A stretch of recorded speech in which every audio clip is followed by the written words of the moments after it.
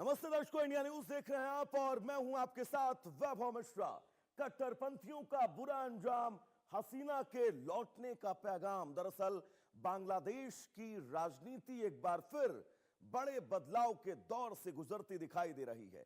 देश में एक और पूर्व प्रधानमंत्री शेख हसीना ने साल के भीतर बांग्लादेश लौटने की घोषणा की है, तो वहीं दूसरी ओर जमात इस्लामी को लेकर राजनीतिक बहस अब बहुत तेज हो चुकी है। सत्तारूढ़ दल से जुड़े नेताओं और सांसदों की ओर से जमात इस्लामी पर दोबारा प्रतिबंध लगाने की मांग उठाई गई, जिससे देश की राजनीति का माहौल गर्म हो गया। यह घटनाक्रम इसलिए भी महत्वपूर्ण माना जा रहा है क्योंकि 2024 के छात्र आंदोलन के बाद बने राजनीतिक समीकरण अब पूरी तरह बदलते नजर आ रहे हैं। आंदोलन के बाद शेख हसीना के नेतृत्व वाली आवामी लीग सत्ता से बाहर हो गई थी और बाद में अंतरिम सरकार और न्यायिक फैसलों के बाद जमात इस्लामी पर लगा प्रतिबंध हटा दिया गया था। इसके बाद पार्टी ने खुद को दोबारा संगठित किया और फरवरी 2026 के आम चुनाव में 68 सीटें जीतकर प्रमुख विपक्षी ताकत के रूप में उभरी। अब संसद में बीएनपी के सांसद रफीकुल इस्लाम ने 1971 के स्वतंत्रता संग्राम का विरोध करने और धर्म का राजनीतिक इस्तेमाल करने वाली पार्टियों पर पूर्ण प्रतिबंध लगाने की मांग की है। हालांकि उन्होंने सीधे तौर पर जमात इस्लामी का नाम तो नहीं लिया, लेकिन उनके बयान को इसी पार्टी पर निशाना माना जा रहा है। उन्होंने यह भी कहा कि केवल किसी पार्टी के नाम में इस्लाम शब्द होने से वो इस्लाम का प्रतिनिधित्व नहीं करती और धार्मिक स्थलों को राजनीति से दूर रखा जाना चाहिए। इस मांग के बाद जमात इस्लामी ने भी कड़ी प्रतिक्रिया दी। पार्टी के सांसद एटीएम अजहरुल इस्लाम ने संसद में सवाल उठाया कि अगर उनकी पार्टी पर प्रतिबंध लगाया जाता है तो विपक्ष की भूमिका भला कौन निभाएगा।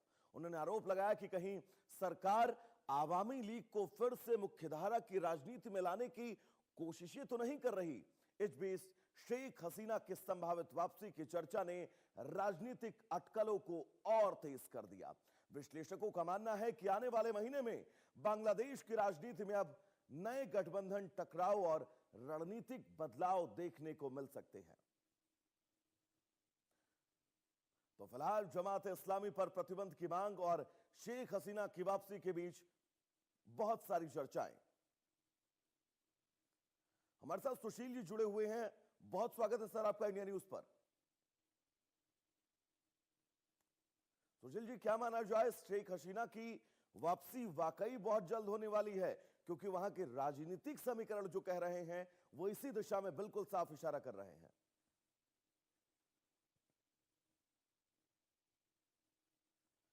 सुशील जी, मेरी आवाज आप तक पहुंच रही है? जी जी, मेरी पहुंचे आप तक? मेरा सवाल आप तक पहुंचा है? हाँ जी, बिल्कुल बिल्कुल जी, समझाइएगा दर्शकों को एक बार कैसे। देखिए, शेख हसीना जी कभी भी बांग्लादेश वापस जा सकती है, क्योंकि जिस हिसाब से बांग्लादेश में आजकल हालात चेंज होते जा रहे हैं उस हिसाब से लगता है कि वापसी तय है। आप देख लीजिए, बांग्लादेश के जब इलेक्शन थे तब बहुत सारे लोगों से भी ये पूछा गया कि वोट किसको देंगे। उस टाइम भी जो मैक्सिमम वोटर्स थे उन्हें यह दर्शाया क्योंकि हम वोट देंगे बांग्लादेश को चेंज के लिए, डेमोक्रेसी के लिए, उसके बाद डेवलपमेंट के लिए। वो तीनों चीजें अब बांग्लादेश में हो रहे हैं। उसके बाद देखिए, बांग्लादेश में जब इलेक्शन हुए तो जमात इस्लामी का क्या हाल हुआ। यहाँ वो 17 सीटों में सिमट गए, जहाँ तक कि बीएनपी 212 सीटों पे चले गए, 2/3 मेजोरिटी भी पार कर दी उन्होंने। ये दिखाता है कि जो बांग्लादेश में जो जमात इस्लामी का जो ये था दबदबा था, जो वो वहाँ पर डिक्टेट करते थे सरकार को टर्म्स, वो अब से जो समीकरण बदल रहा है। यहाँ तक कि अब देख लीजिए बांग्लादेश की जो हालत है उसमें क्या चीज हो गया कि वो जो चाहते हैं वो हुआ नहीं बांग्लादेश में। और इस्लामी कट्टरपंथ जो बांग्लादेशी जमात इस्लामी के दिमाग में है, जिस जिस देश में इस्लामी कट्टरपंथ बढ़ता गया वो दीमक की तरह देश को खोखला करता गया। इसलिए जो आजकल जो इस्लाम जो बहुत सारे देशों में मॉडर्न इस्लाम अडॉप्ट कर रहे हैं, लेकिन बांग्लादेशी जमात इस्लामी जो है उनका एक ही लक्ष्य है, वो तो आतंकवाद फैलाना और देश में जमात इस्लाम को ये दोबारा से ये वहां पर वो इस्लामिक रूल कायम करना। जो कि बांग्लादेशी लोग अब चाहते नहीं है।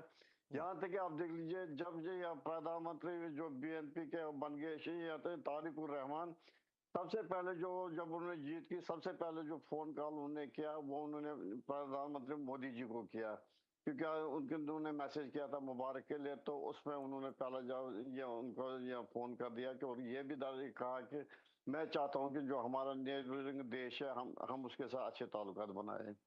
इसलिए जो बांग्लादेश में आजकल जो लेटेस्ट समीकरण चल रहा है, उसे लग रहा है कि शेख हसीना की वापसी जाने का समय आ रहा है। क्योंकि बांग्लादेश का जो अब ये भी देखिए, बीएनपी भी अब डिमांड करने लगी कि हालांकि उन्होंने रफीक साहब ने ये डायरेक्टली नहीं कहा कि जमात इस्लामी को ये करना चाहे बैन, लेकिन जो उन्होंने इशारा दिया कि कट्टरपंथी जो लोग हैं जिनकी विचारधारा या देश के साथ मिलती नहीं है, उनको बैन किया जाए। उस हिसाब से लग रहा है कि बांग्लादेश में थोड़े बहुत चेंज आ रहे हैं और उसका फायदा ये शेख हसीना जी को मिल सकता है। और दूसरी बात आप देख लीजिए, जो तारिक उर रहमान साहब है, वो भी तो एग्जाइल में थे। वो 17 साल वो ब्रिटिश में रह गए, और 17 साल के बाद जब उसकी वापसी हो सकती है, तो शेख हसीना जी की वापसी क्यों नहीं हो सकती है? सुशील जी, इस लौटेंगे आपके हिसाब पास। से हमारे लगता है। साथ मलिका जी जुड़ी हुई हैं, विदेश मामलों की जानकार हैं। मलिका, आपका भी बहुत बहुत स्वागत है इंडिया न्यूज पर। बांग्लादेश में शेख हसीना की वापसी को लेकर मलिका, जो अटकलें हैं, उन अटकलों के बीच वहां के जो कट्टरपंथी हैं वो इसे अच्छी खबर के तौर पर देख रहे होंगे, या उनके लिए ये खबर बुरी खबर है?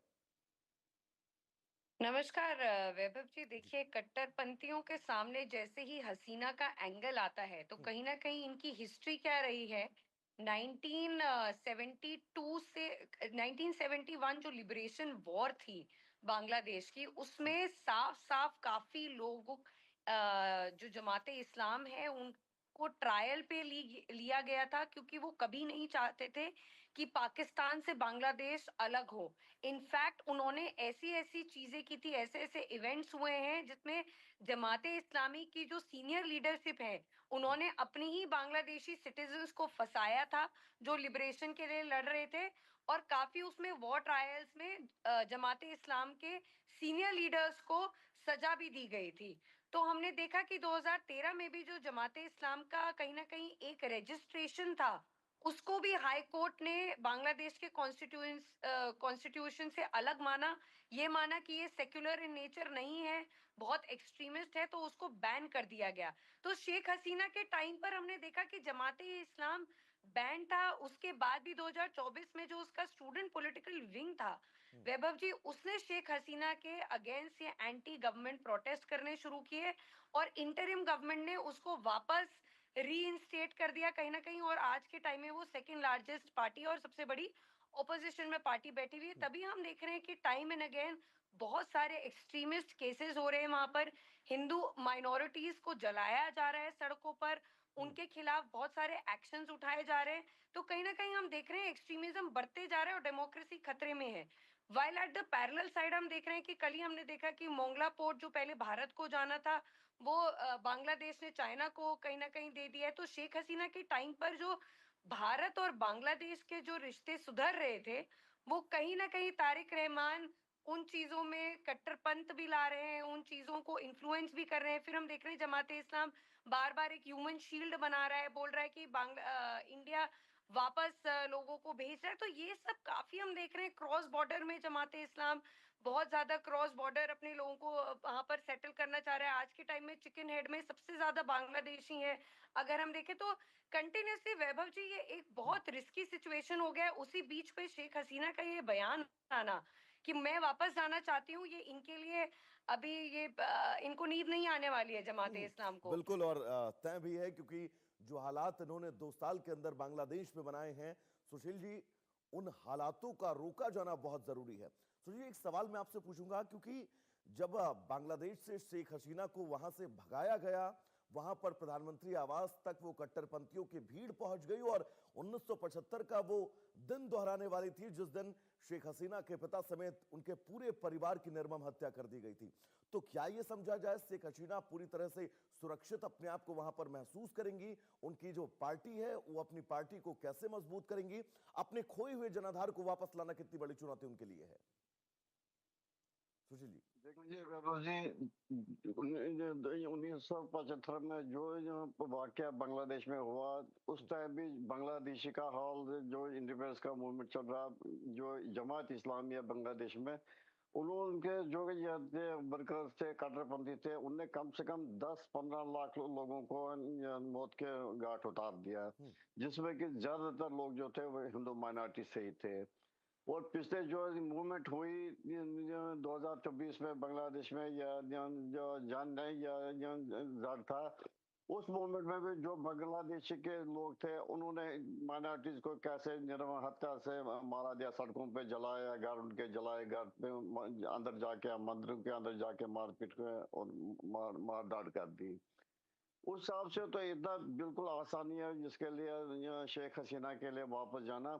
लेकिन जिस हिसाब से आजकल बात का हर साइड से दबदबा चल रहा है, चाहे कि वो पाकिस्तान हो या बांग्लादेश हो, अगर बांग्लादेश ये शेख हसीना के पीछे डट के खड़ा रहेगा, वो नामुमकिन नहीं है, कोई इम्पॉसिबिलिटी नहीं है। अभी ये देखना है कि बांग्लादेश का जो बीएनपी डिमांड कर रहा है बैन के लिए, अगर बैन हो जाएगा फिर कोई पॉसिबिलिटी बन रही है, क्योंकि एक देख लीजिए पहले भी बैन हो चुका था या जमात इस्लामी, उसके बाद जब भी इंटरिम गवर्नमेंट आएगी, शेख ये जो अपना या अपना यूनुस था, मोहम्मद यूनुस साहब थे, उन्होंने इनका बैन हटा दिया, क्योंकि वो भी इनके वो थोड़े झुके हुए थे। यहाँ तक कि जो बीएनपी पार्टी आज है, इनका भी जो मेन सपोर्टर होता था वो भी जमात इस्लामी होता था, क्योंकि जमात इस्लामी इनके ओर ज्यादा झुका था उन दिनों जब बीएनपी की सरकार थी, जब ये अपना अपनी खालेदा जिया की सरकार थी, उन दिनों तो ये साथ साथ थे। लेकिन अब जब इनको लग रहा है कि दोबारा से ये सारे निकाल रहे हैं बांग्लादेश में, सरकार के लिए भारी पड़ेगा, सरकार को अब ये चीज लग रहा है कि अब दोबारा खतरा ना बन जाए, तो इसलिए वो डिमांड कर रहे हैं कि इनको बैन किया जाए। बैन करने का इसका एक ही तरीका है कि अगर बैन किया जाए तो फिर ये थोड़ी बहुत हालत चेंज हो सकती है। यहाँ तक लीजिए जो हमारे वेस्ट बंगाल की बर्बादी थी वो किस वजह से थी, वो भी जमात इस्लामी थी। और जमात इस्लामी जो बांग्लादेश की है वो किसके इशारों पे चल रहा है, वो पाकिस्तान के आईएसआई के इशारे पे चलता है। और उसके जो वहाँ थे जो अच्छे संबंध है, वो भी पाकिस्तान के जो कट्टरपंथ लोग हैं उनके साथ है। इसलिए बांग्लादेश में अभी हालत जो है, अगर ये अपना तारिक उर रहमान साहब थोड़ा इनको कसेंगे, थोड़ा स्ट्रांगली इनके साथ डील करेंगे, फिर पॉसिबिलिटी बनती है। लेकिन एक चीज हमने देखा, चाहे कश्मीर हो, हालांकि वहां भी जमात इस्लाम ने ये बर्बादी की थी, ये चीज देखा गया कि जो एक ये जो इस्लाम के लोग हैं, जो एक तबका है, ये किसी के साथ नहीं है। आप देख लीजिए बीएनजी में या जो नई मूवमेंट होगी अपना जनरेशन नेक्स्ट की, उस टाइम भी क्या हो गया, सारे लोग उसके साथ चलाए गए। ये फिर उसके बाद शेख मुजीबुर रहमान के जब वहाँ कश्मीर का जो मुद्दा है सर, जैसा कि आप हुई जिक्र कर रहे हैं, प्रेसिडेंट की, उस सारे मुद्दे के लोग उसके बीच साथ चले गए। ये जब लोग किसी एक पार्टी राजा के हरि साथ सिंह नहीं, की समय सेना के साथ बदलते कबायलियों रहते से हैं। लड़ने के लिए बारामूला को क्रॉस कर रही थी, उस वक्त भी जितने मुस्लिम उनकी सेना में शामिल थे वो सभी ज्यादा बड़ी संख्या में जो है वो कबायलियों के साथ जाकर मिल गए थे। तो ये स्थितियां जो है वो इतिहास में लगातार चलती रहती है और इनको दोहराया जाता रहता है। मलिका जी, एक चीज और मैं आपसे समझना चाहूंगा, अगर शेख हसीना बांग्लादेश वापस जाती हैं तो बांग्लादेश में उनका जनाधार, जैसा कि मैंने सर से पूछा, कैसे उनको वापस मिलेगा खोया हुआ जनाधार, और भारत के साथ के रिश्तों में वो और ज्यादा प्रगाढ़ता, वो और ज्यादा मजबूती आएगी जो मजबूती बांग्लादेश में शेख हसीना के रहती थी भारत के साथ? देखिए वैभव जी, अब ये बहुत कॉम्प्लिकेटेड सिचुएशन बन चुका है, जहां बांग्लादेश के लिए ये सिर्फ बैन की लड़ाई नहीं, इनके लिए खुद की पहचान की लड़ाई है आज के टाइम में, क्योंकि शेख हसीना को बहुत सारे अल्टीमेट डेथ थ्रेट्स मिल चुके हैं, काफी सारा उनको कहीं टाइम एंड अगेन उनकी पार्टी को बैन कर दिया गया है। इस बार वो कंटेस्ट भी नहीं कर पाए हैं। अवामी लीग के काफी लीडर्स आज के टाइम में जेल में भी हैं। तो इतना ओपन थ्रेट के बावजूद भी शेख हसीना ने रीएटिरेट किया है कि इस साल मैं अपने देश वापस जाऊंगी, क्योंकि मैं चाहती हूँ वहां सेक्युलरिज्म बढ़े, वहां पर एक कट्टरपंथ का राज ना हो जो एक्सट्रीमिज्म बढ़ता जा रहा है। इसी बीच में अगर वो वापस जाती हैं तो कैसे लोग रिएक्ट करेंगे, क्योंकि जब एंटी गवर्नमेंट प्रोटेस्ट जो हमने देखे हैं, आपको याद होगा कि वहां पर शेख हसीना को कैसे भागना पड़ा, बिल्कुल। लोग उनके घर पर आ गए, घर पे एंट्री कर ली, इतनी सिक्योरिटी होने के बावजूद भी उनकी सरकार एक दिन भी नहीं टिक पाई। काफी लोगों के घर जलाए गए, काफी सीनियर नेताओं की हत्या की गई, बेरहमी से हत्या की गई।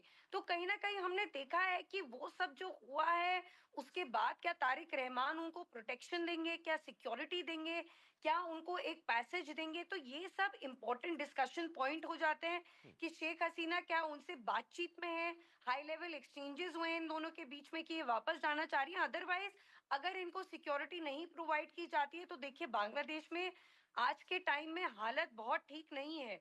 बहुत एक्सट्रीमिज्म के केसेस वहां पर सामने आए हैं पिछले बीते दिनों में, चाहे वो इंटरिम गवर्नमेंट थी, चाहे आज के टाइम में हम देखें कि जमाते इस्लाम वहां पर लार्जेस्ट ऑपोजिशन पार्टी बैठी हुई है। तो इस बीच उनका वापस जाना, और भारत के लिए सबसे सपोर्टिव अगर आप देखिए, चाहे खालिदा जिया का देखिए, चाहे शेख हसीना का देखिए, तो सबसे अच्छा पीरियड जो भारत के रिश्ते जिससे मजबूत किए हैं तो वो डेफिनेटली शेख हसीना की गवर्नमेंट ही रही है, जहां पर काफी सारे एमओयूज साइन किए गए। और जो पुरानी एमओयूज थे वैभव जी, जो शेख बिल्कुल। हसीना की गवर्नमेंट ने साइन किए गए थे, वो सब इंटरिम गवर्नमेंट ने, मोहम्मद यूनुस ने सब स्क्रैप किए और आज के टाइम में चाइना को हैंड ओवर कर दिए। आप सोचिए कि ऐसी गवर्नमेंट जिसने ऑलरेडी एक कंट्री के साथ बायलैटरल रिलेशनशिप बना है, मोंगला का जो स्पेशल इकोनॉमिक जोन था 2015 में उस भारत के साथ एमओयू किया गया उसको डेवलप कराने के लिए, 18 में हीरानंदानी ग्रुप को दिया गया, उसमें कोई काम नहीं हुआ, 2024 में उसको स्क्रैप कर दिया गया।